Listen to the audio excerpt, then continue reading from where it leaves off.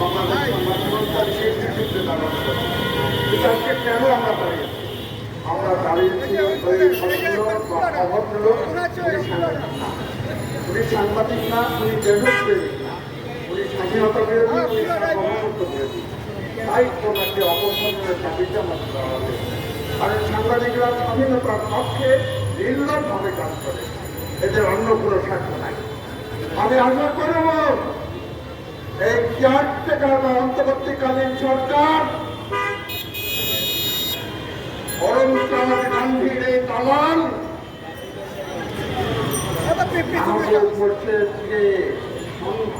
হওয়ার আগেই হাত ধরে বাংলাদেশ সংস্থা থেকে বের করে দেবে।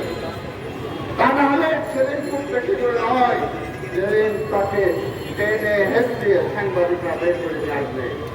আমরা বারবার এই দেশের জনগণের কাঁধে কাঁধ মিলে স্বাধীনতাকে অক্ষুণ্ণ রাখতে কাজ করছি।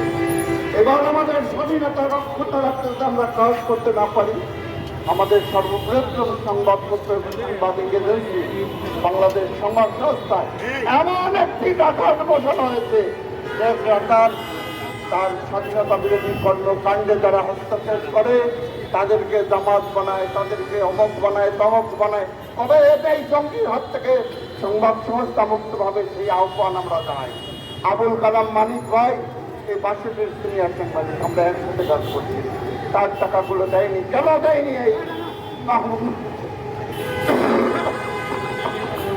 7 মাসে এটাও আমরা আজকে তুলে ধরতে চাই।